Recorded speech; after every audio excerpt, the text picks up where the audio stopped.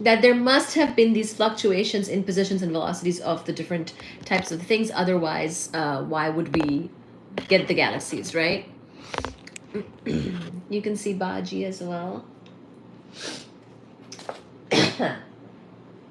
It's okay, Baji. You can stay. Oh, no. Baji wants to get down now.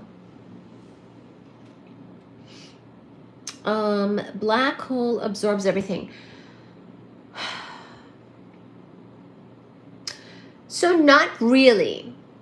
If you don't cross the event horizon of a black hole, then it will not eat you. If you maintain distance from a black hole, then you'll be fine. Black holes don't absorb everything. You have to fall into a black hole, and then it's going to be hard to come out, but as in impossible to come out. But black holes don't, in fact, absorb everything. Okay? You have to be more specific than that. I live on a farm surrounded by trees, so hopefully we'll have hatchlings again this summer. Aww.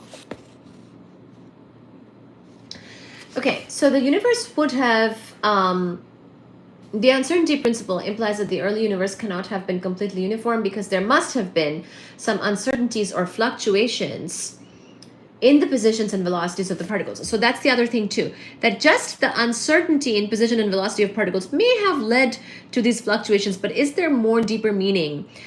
Is there more reason for the fluctuations? That is a question that we will hopefully get to as well, which would explain the overdensities that led to the first galaxies and stars, okay? So that's also important to address here. Using the no boundary condition, we find that the universe must in fact have started off with just the minimum possible non-uniformity allowed by the uncertainty principle.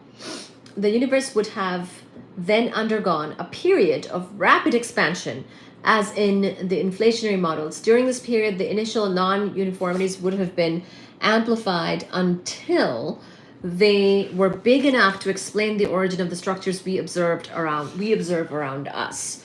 So this whole like expansion stuff is, of course, rapid expansion of course happened, but the initial non-uniformities, that is those little fluctuations or little uncertainties in positions and velocities of particles, would have been amplified until they were big enough to explain the origin of the structures we observe around us. I see. So during the... So dark energy also has a role in structure formation because it's the rapid expansion period of the universe. Okay, this is something to think about for me. The universe would have then undergone a period of rapid expansion, as in the inflationary models. During this period, the initial non-uniformities would have been amplified until they were big enough to explain the origin of the structures we observe around us. In 1992, the Cosmic Background Explorer satellite, COBE,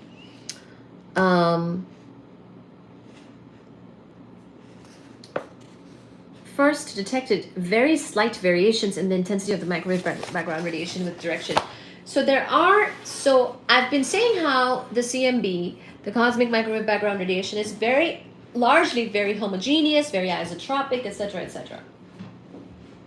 But there are actually slight variations, and these slight variations are very important because those slight little variations, fluctuations, higher order perturbations, whatever you want to call it, these things can be called little fluctuations, these things can be called little overdensities, these things can be called higher order perturbations, but those have resulted in us having galaxies, stars, and us, right? Because we are in the solar system, which is from a gas cloud, which is from a nebula, which is from a star dying.